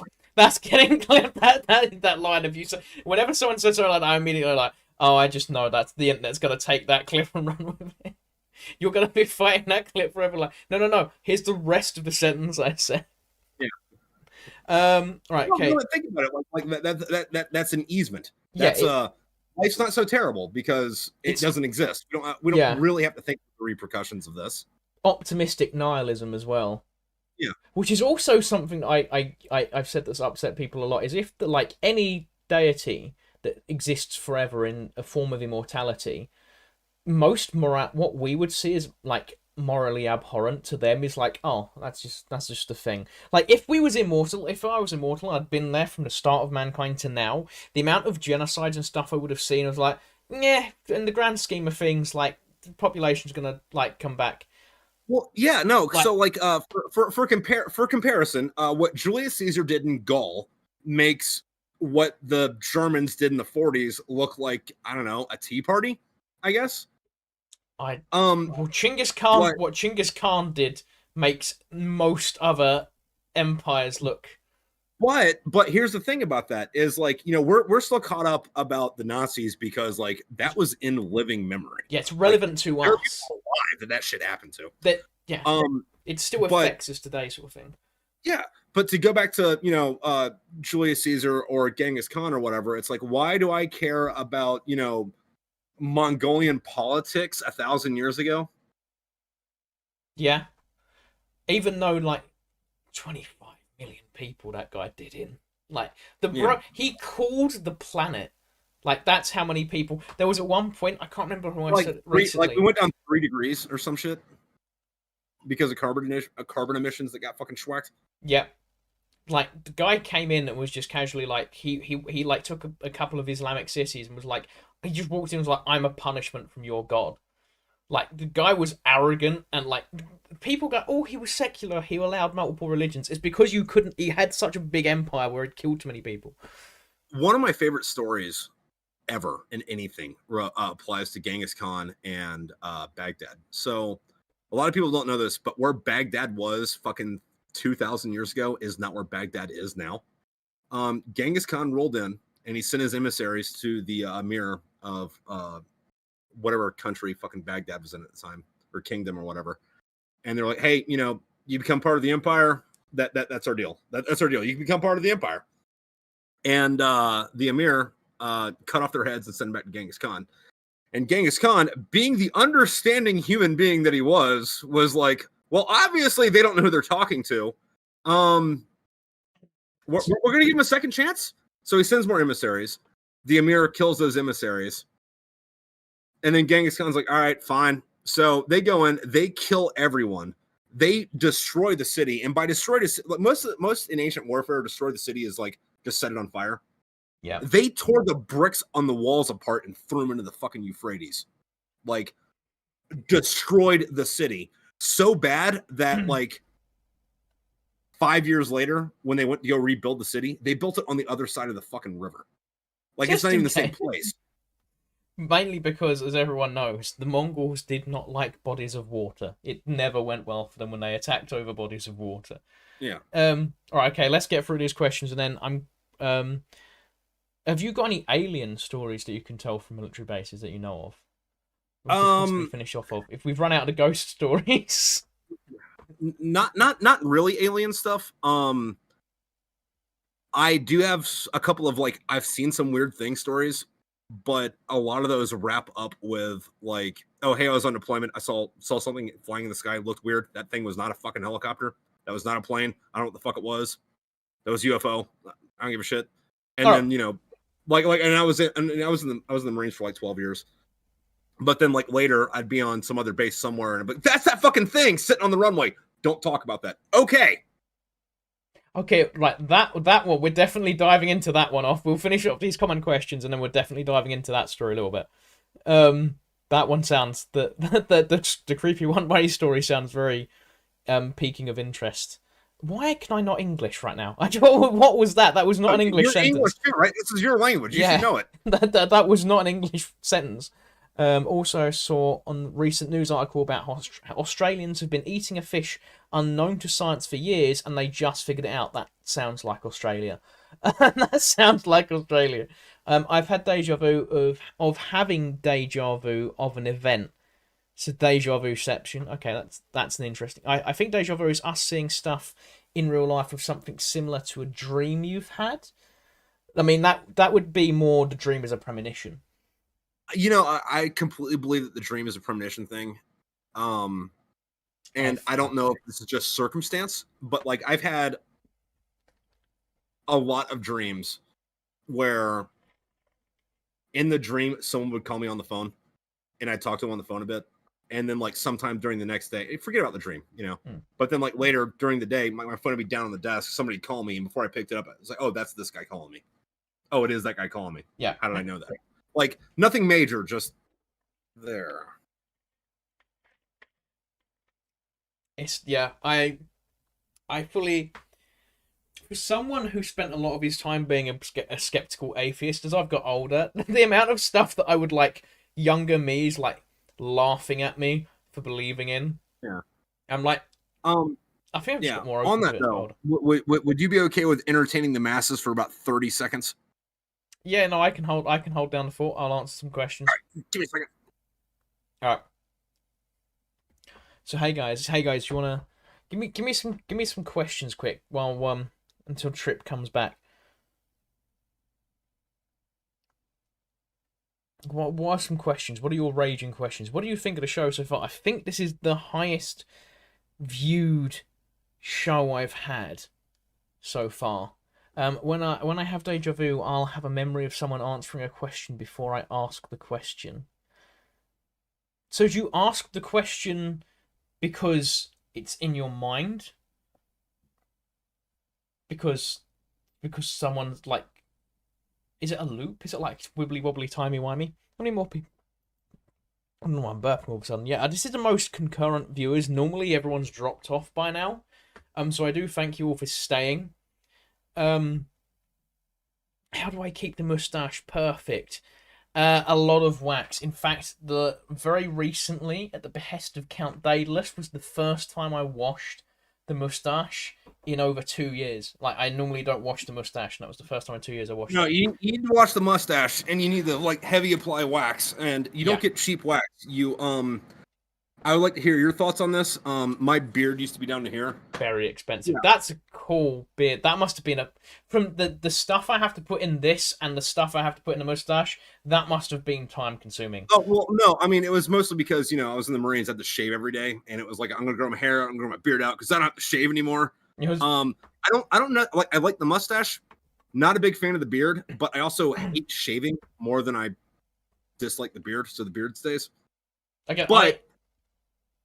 With stuff like that, though, you want a heavy, good quality bees. Like, don't go to Walmart or whatever England's version of Walmart is to get the wax. Like, order that shit offline from someone that makes that out of like honeycombs and witchcraft. This is waterproof and windproof. How do I know that? Because I've tested it. This is why it's so hard to wash out. Your viewers can't see that, man. Plug the product. What's it called? Can they not? They can see that. Sudden death. Sudden death. Sponsor me. I've made that joke so many times. Whenever I show it off, I'm like, why don't they sponsor me? No, and I do really dig the mustache. Before I go into the why, which I do want to know the why, how, what's up with the mustache? Like COVID happened. Mine only ever got like maybe eye length long, and I had the Salvador Dali for like a minute, and then one of my ticks and I pulled my hair. So like I would have the Salvador Dali on this side and then like this on the other. So I was like, okay, just trim that shit. But yeah, what's up with the curl? What's up with the curly cue? So because I've never been able to grow a beard, like it was always patchy. It's and Yeah. so in COVID, like, because we were locked down, there was nothing else I could do. I was a retail worker, so I was an urgent or whatever essential worker, whatever they called it, and so I was only ever out for that at that point, and Hmm. so I just went, sod it, I'm just gonna sit in my room, I'm gonna grow the beard out, and then over time I just like sit there like subconsciously doing that, and then the hair started growing in that way, so then I started curling it, and then it just kind of kept going, and I've trimmed it And back now, once at a and time. now, if you cut it off, like you're gonna get a horrible, massive backlash. Like, no, It's bring.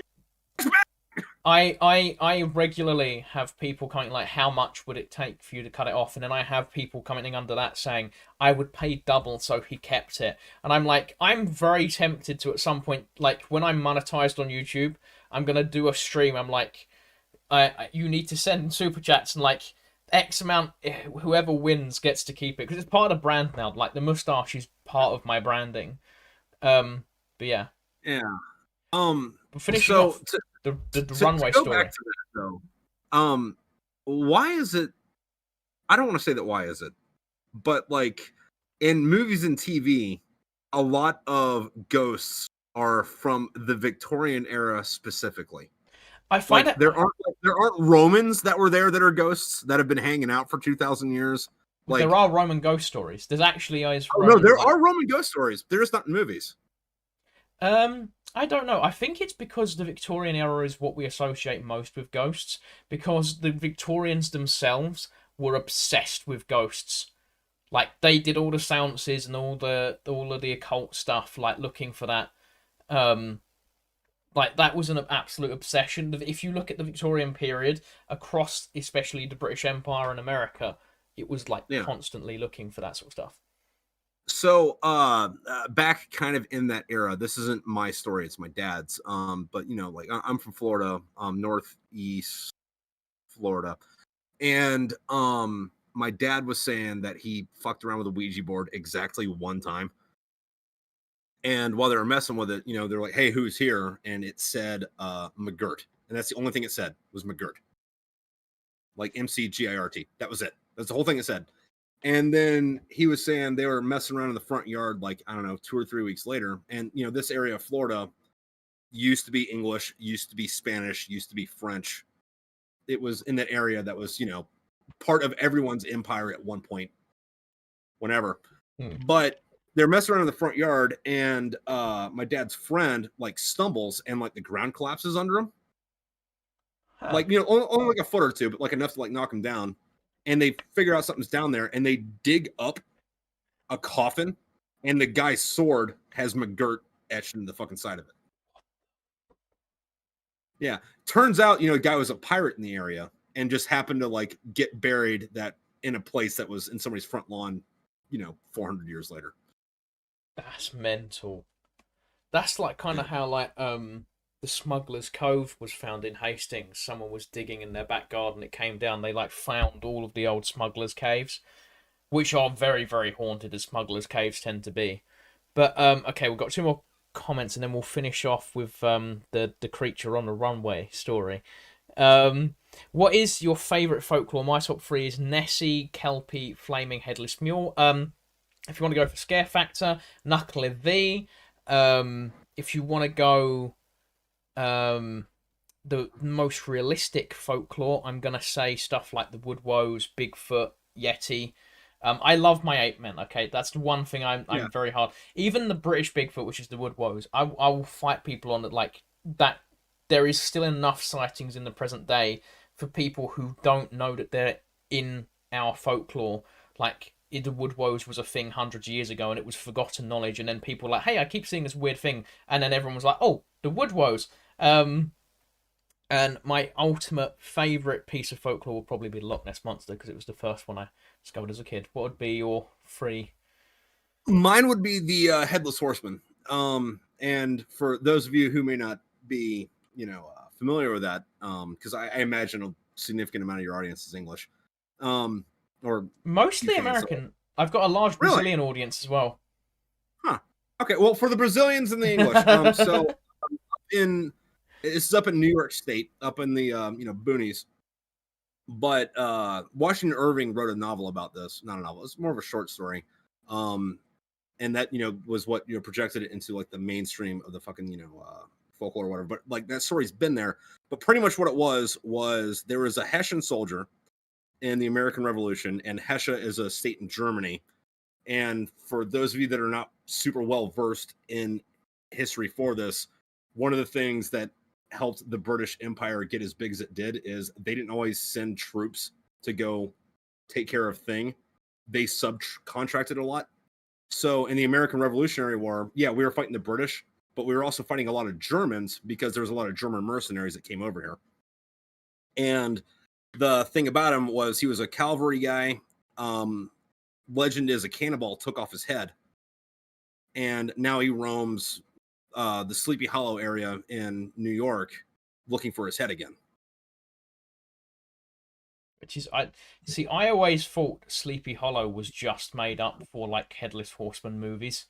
I didn't realize it was actually No, a real place. it's like a real thing. And Sleepy Hollow sounds like a Disney village, though. You got, I mean, that's like to That's someone who's never been. It's still there. Like there's Starbucks and a Walmart and everything now. See, I don't know if I'd live in a place called Sleepy Hollow that was real. I'd just assume I'm gonna be eaten by some like fictional creature. Well, he doesn't have a head, so how is he going to eat you? Now he might axe you and beat you to death with a pumpkin and drag you back to hell. Yeah. I love the way that he was like, what can I replace my head with? What makes pumpkin makes sense. Well, in the story, there was that guy von Braun who wore a pumpkin on his head to imitate the headless horseman, like to scare Ichabod Crane, I think is what the main character's name was.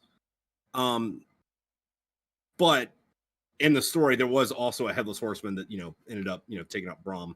Maybe it kind of the ending of the story is kind of ambiguous.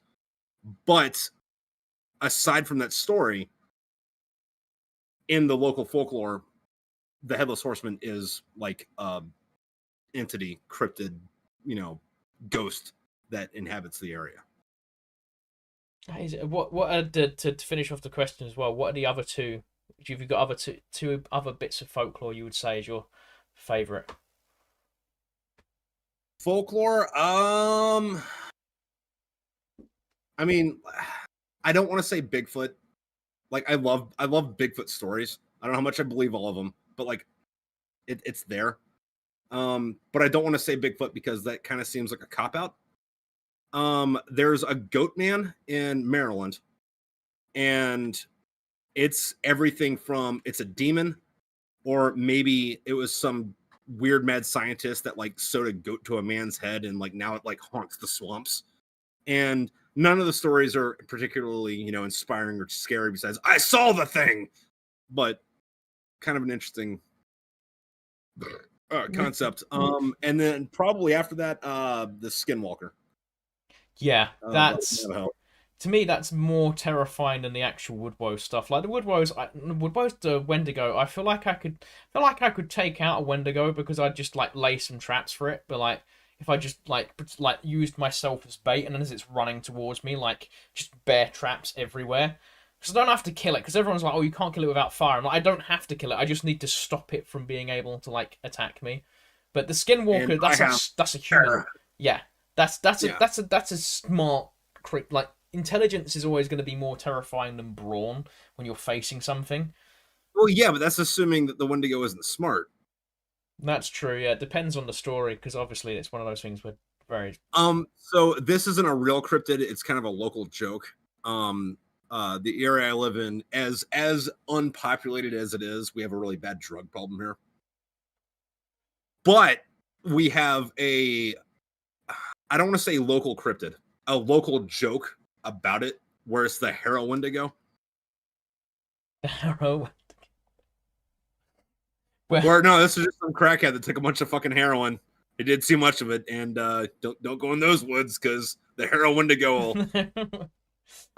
I mean, hey, having met just in Essex, having met some absolute crackheads, the Wendigo isn't a far off description.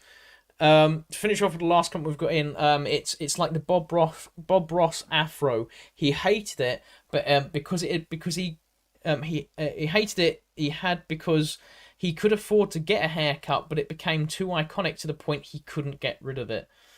Mm. It's not that he could afford to get a haircut. His hair was straight. And he only had curly hair because it was a fad in the 70s. Like, even if you go back and like look at, old movies and comic books back then, everyone had an afro, white, black, Asian, whatever. Like that was just the style. And Hmm. it became iconic. And if he cut it, then he wouldn't have that iconic look anymore People, because he kept it a little longer than everyone else did. yeah, that's the only thing he did. I mean, at some point, the mustache probably will. Like the amount of time it takes me, I can't see myself curling it. I might do. I might curl it into like old age. That I reckon this will look sick No, in you, pearl you got to do white. the thing where it's like a big loop and then a medium loop and then a Just small loop. oh, just proper curl it in like Yeah. that. That'd be time And consuming. then you have to start doing these podcasts in a fucking 3-piece fucking tuxedo with a top hat. The last day, sorry, my grammar is crummy. It's fine, my guy. I failed so many English classes because my grammar. My English teacher would be like, "Your writing's amazing, but you can't grammar." Mm. No, grammar is its own fucking demon. Like I'm shit at grammar, to fucking put it lightly, and that's what your editor exists for. Do you know how many authors I've spoken to who like you imagine them to be like experts in writing English, and they all moan about like, yeah, no, my grammar's awful. Like I'm very good at differentiating, the they they and the their there and like the there there, but it's like they bit the dog, but bit is spelled bet. It's like, no, there's not an E in bite. There's not an E in the middle of bite, but autocorrect doesn't tell you that they registered as a real word. So they don't tell you that it's wrong. And, between the brain being dumb and the brain finger bridge not working, and like I like a real clacky keyboard. So Yeah, like like, proper old school. my Like keys are like this tall. So, between that and like fat thumbing the thing. I like it when you can like feel the keys pressing down like an old school typewriter. But to finish off our last story, what did you see on the runway that everyone told you not to mention? So, there was this thing I saw in Afghanistan. A couple of us saw it, didn't know what the hell it was. Weird, moved around weird. Kind of looks like a. I guess the best way to put it would be like take a classic car and then make it a micro machine, and then like give it like PlayStation 2 graphics, like weird angular like thing, right? Hmm. And we're like, oh, that's weird. Don't know what the hell that is. We're all familiar with all the military aircraft that should be in the area because we're working with them. We should know what that looks like. We're well aware of what British, French, I'm sorry, not German, Russian stuff should look like, because like the enemy shouldn't have aircrafts, but like worst case scenario, you don't want to rule out the Pakistanis coming over here with like a MiG, none of that. And then like years and years later, like I'm on the USS Bonhomme Richard. No, I'm not on the Bonhomme Richard. I'm on the Macon Island. And this is kind of an up and down story because somebody got kidnapped by African pilots and we got put on Okay. standby. We got put on standby to go get them. And we're all like, fuck yeah, man, we're going to kill some pirates. And then like we all got put on like strict lockdown because Navy SEALs were coming on to go take care of that problem. And we Yeah. all got bumped out because it's not us that get to do it. But we saw like, and when I say like lockdown, I mean like they took all of our phones away because we don't want you taking pictures of fucking shit, but like flying off the plane, we saw the Navy SEALs leaving and they were on that thing. So it was like, okay, Uh, it wasn't a UFO. That was just some like weird spec op shit. And I know we're supposed to be talking about ghosts, even though we haven't. well, Um, we've but done I a do little want to bit. roll into like the military, like aircraft UFO conspiracy thing. In the 70s and 80s, some since then, but like more so in the 70s and 80s, everyone saw big black flying triangles, Yeah, right? yeah. Those were UFOs. And then Desert Storm happens. You know, we obliterate Iraq via air power, and then we're like, this is what we did it with. We did it with the B-2 and the F-117. They're big black flying triangles. And then everyone's like, that's not the thing I saw. That's not. I mean, it matches the script. It matches perfectly with what I said, 10 years ago. But that's not the same giant black flying triangle. Oh yeah, no, I'm as much as I've because me and Aiden Mattis, I'm actually, as a slight spoiler for an upcoming live, me and him have agreed to do a debate where he's going to argue the supernatural side of Missing 411, and I'm going to argue that it's extraterrestrials. And I'm a massive believer that extraterrestrials regularly visit Earth. We would just be like a curiosity to them. But I also very openly think that nearly all of the sightings and that is just military aircraft. Well, the thing with that, though, is like, by time, say the F-117, the stealth fighter, right? Yeah. By time that thing got declassified, it was already obsolete. Like, we'd been flying that thing for 30 years before it was okay to, like, tell the public it existed. So what does the Air Force or the Navy have now that they're flying that we're just not supposed to know about? My that we favorite see? my favorite thing was that when they declassified that I think the UK has one as well, that the US military has a contingency plan for a zombie apocalypse. Yeah, well, I mean, the thing with like that, aliens, whatever, like, even if you don't believe that exists, the thing is, though, is like, why we have a conceivable threat, not even a real threat, a conceivable threat. Why would we not have a plan for dealing with that? It makes sense. I mean, like UFO, like I know that there's a guy in the UK called Nick Pope who worked for the UK government for ages, and he's like, where he's under so many NDAs, like he's like, it's not a joke of if I say the wrong thing, people will come and like, because I'm saying secret, like there's weapons that governments have agreed can't be used on each other, are just there in case of extraterrestrial threats. And that makes sense to me because an extraterrestrial threat is very conceivable and very real, no matter how much you believe it. If someone's coming, that'd be a bad one. like if aliens rock up, I've always said this to my friends, and they're like, "Oh, we'd do like be friendly at first." And I'm like, no.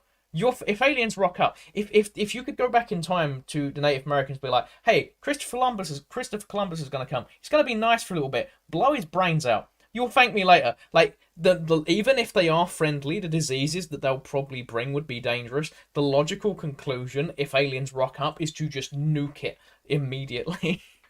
Yeah, and the other thing about aliens specifically, though, and we can debate up and down until we're blue in the face on whether or not they've been to Earth. Mm. But the way I look at aliens existing at all, right? I kind of look at it as a binary. Either there is a God or there's not a God, right? If there is a God, it's extremely arrogant and pretty ignorant to think that we're the only things he made.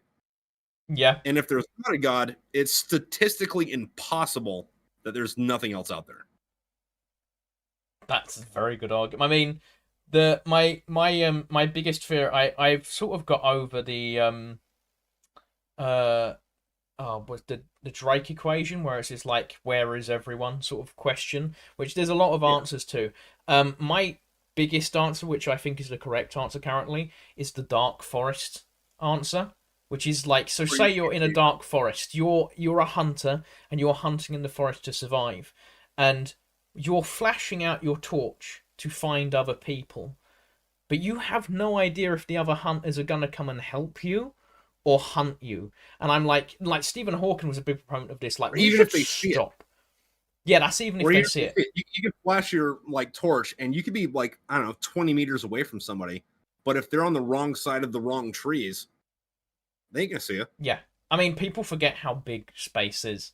Like, the signals we're sending out on the signals we're looking in. Like, every now and then, when they get a signal, one of the main issues that all these places like SETI have is because the Earth spins. So they can't, there's very rare that they get enough time to actually receive a full signal. And then by the time you've looped around again, it's probably gone.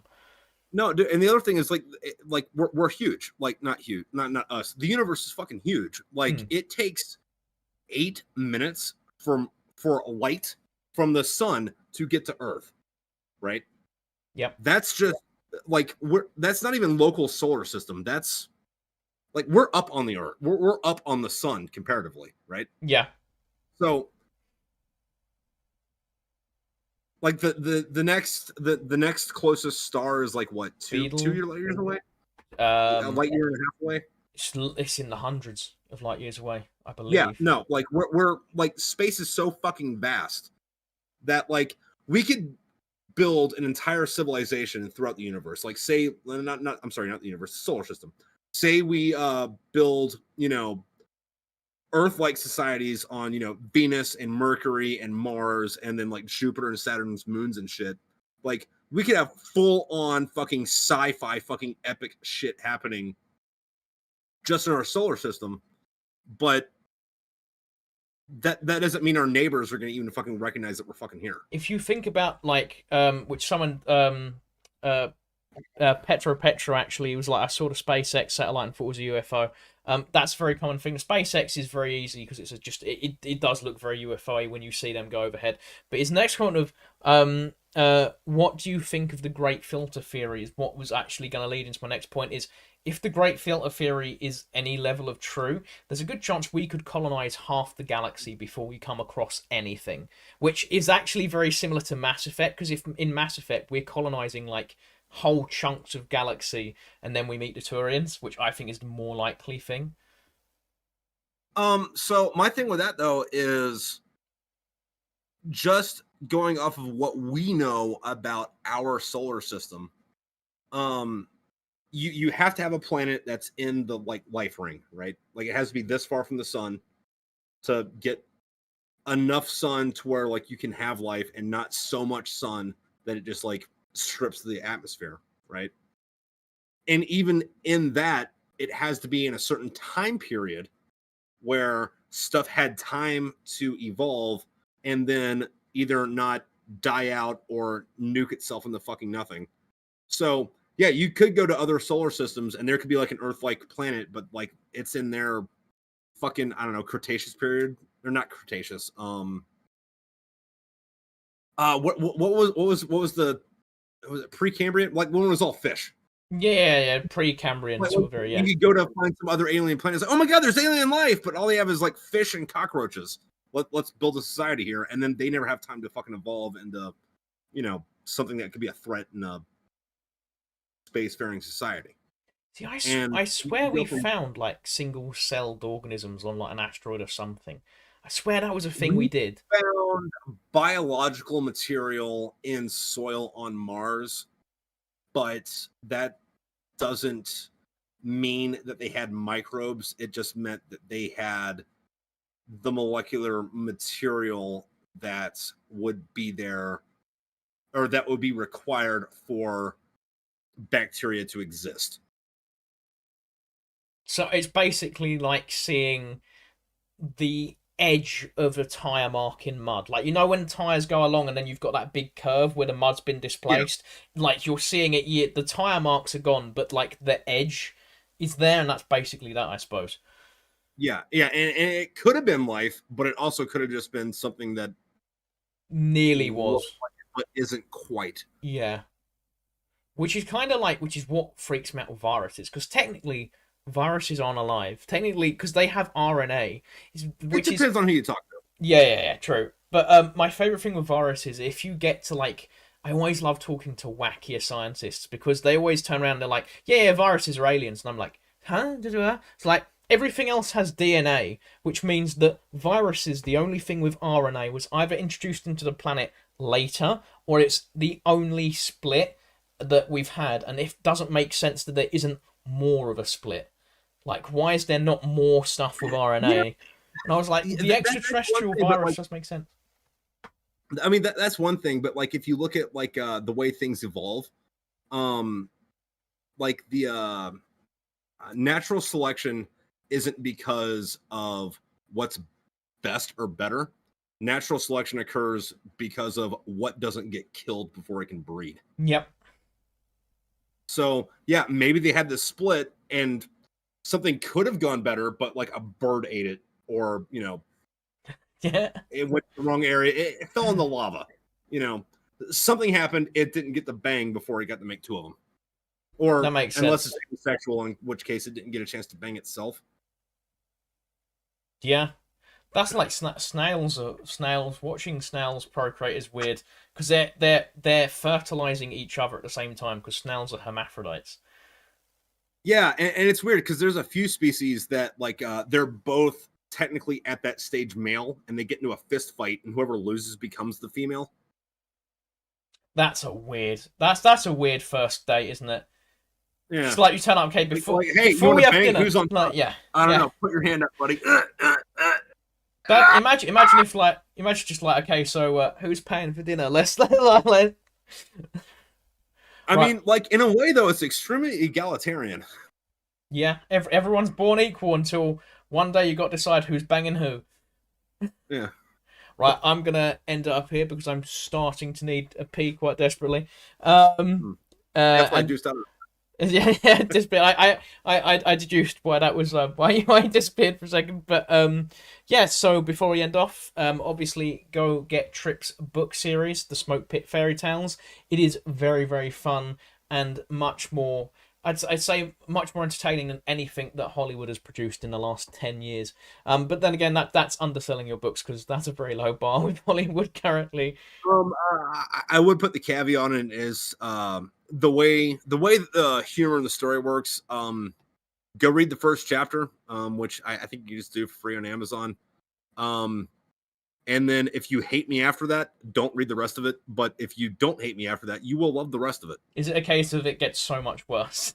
Like, Yeah, and one of the things with that is I don't get a lot of negative reviews, like say like on Amazon or Barnes and Noble or Goodreads or whatever.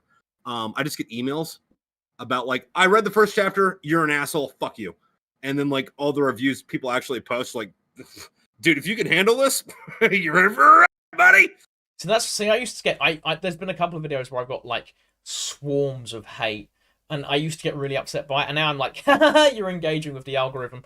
Like that's the way I view it now. It being a content creator in any form, I think desensitizes you to hate. Like literally, it's Well, water yeah, off a no, duck's back because now. like a negative comment, as far as the algorithm is concerned, is still a comment. Yeah. Like there isn't a good bad; it's just a there. Well, I've told multiple friends in real life now, like where like I want this to be a career.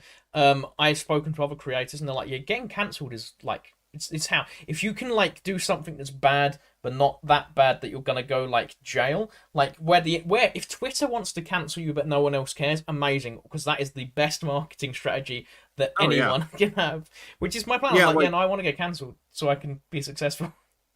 yeah, no, yeah, no, fucking that is the best thing for it because like that brings you to the attention of people who wouldn't have noticed you outward of that. People who aren't paying attention in the fucking first place. And then now all of a sudden you're in their fucking feed. And then it's like, oh, they said or did this. Yeah, that is what the fuck is this about? Let me And go. then you go and Okay, I'm investigate. gonna press follow. Yeah, I And like this there we guy. go. Which is like I know like Isaac Butterfield, Count Dankula very famously. Um This Nazi if dog. yeah, if you watch my videos and you haven't realized that most of the inspiration and most of my like where the act of where my comedy comes from, if you haven't realized it's based off of Count Dankula yet, it's like my mannerisms and everything, it's so clearly where I've grown up watching him and I've absorbed that. Like it's like very clearly a mixture of him and a little bit of Wendigoon, I would say. Wendigoon has a very flat humor. But yes, so to finish off, Wendigoon also has very long form YouTube videos that you kind of need patience for. I've tried to do long form ones, and I now I split it into multiple parts because people are like, I would rather like sit down and watch a 15-minute at a time, and then like 2 or 3 months later you put it into a big one. Yeah. But Wendigoon posts like 5-6 hour videos every 2 or 3 months, and like people, I don't understand how he can afford it because he has a very loyal fan base that will watch all 6 hours, and if you watch all 6 hours, you earn a lot of money. Yeah, dude, no, it's great content if you have the patience for it. Yeah, it's amazing. I will admit, when I watch a Wendigoon video, I watch it in like 5 or 6 different sittings.